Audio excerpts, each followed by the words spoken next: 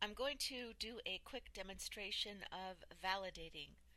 On the w3.org website, this is the World Wide Web Consortium. Here on the right I have the validator. Currently we're working with HTML. This works for either HTML or XHTML. A little bit later we'll work with the next one, CSS. I click on HTML. Here is the validation service. I can validate three different ways. I can by URI, I can by file upload, or I can by direct input. It's up to you which of the three you prefer to work with.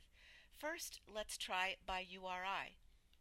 I go here to learningbytes.com in my FTP account Cooper for my food.html, and I can grab and copy this code, which is my URI. We also think of it as a URL.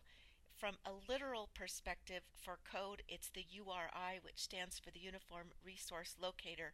I go ahead and copy that here, and then I click on check. So that's one way that I can check my file.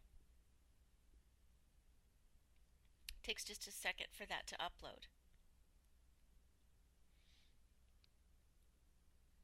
It says, oops, I have 3 errors. Now, the green will be no errors. The red is 3 or more errors. Sometimes you'll have like 24 errors and you're thinking to yourself, I need chocolate or caffeine or something.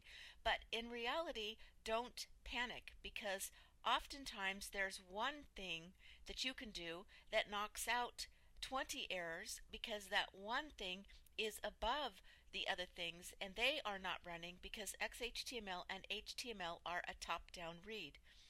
If I scroll down here, it will tell me what it is that I need. And so it's telling me, for example, that there's a space required after the public identifier right here. So let me see, well, what does that mean, a space required? I go back here, and I can't just add a space because I'm in the URL.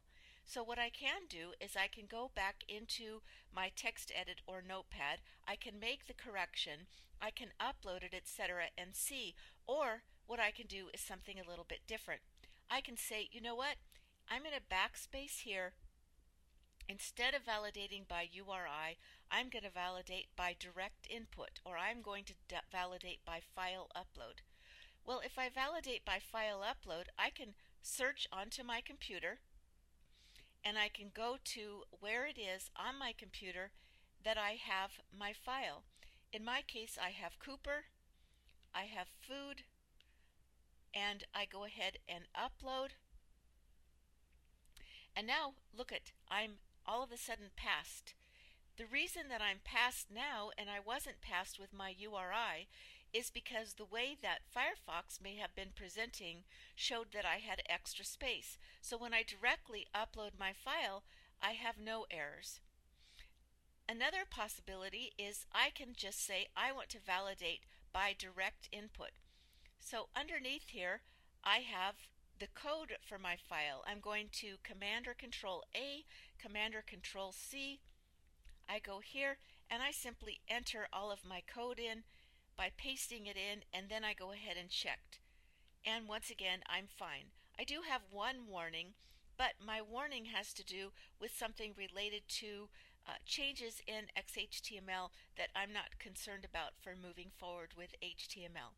So those are the 3 ways that I can validate my file. The one thing you want to be careful with, and that is, where are all of your various versions?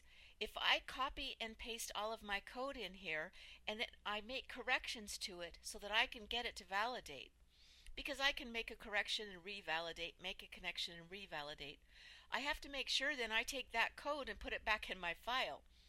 Now sometimes if I've revalidated 2 or 3 or 4 or 5 times, it gets a little bit tangled up and I have to start over. Another thing, if I instead upload my file type, then I need to make sure that I then save the last file. It's easy to spend narrow focus on fixing your code and then in the end forget to save it properly. So that's something you want to pay careful attention to, is managing the files that you make the changes to. And that's how you validate with your XHTML. One final note, and that is, what I recommend, as I mentioned, is that you start with very simple code. So I'm going to go back here, for example, go to validate by file upload, and I'm going to choose my intro file instead of my food file. I'm going to validate that. Everything is fine. Now I know that my intro is working, so I can go back here, in my case to text edit. I can open up my intro. Then I'm just going to add a little bit of content and revalidate it. And then I'm going to add some more content and revalidate it, so that I might revalidate every 15 minutes or so. What this is going to do, especially when you're starting out, is you're going to know that anything that is not validating properly has to be what I just keyed in the last 15 minutes. Otherwise, you could key for 2 or 3 hours, and at the end of that time not be able to find the error, or have so many errors that you're discouraged. Instead, if you do this in phases, in stages, making sure that you save, then the probability is whatever comes up as an error is going to be something that you recently did and can readily find.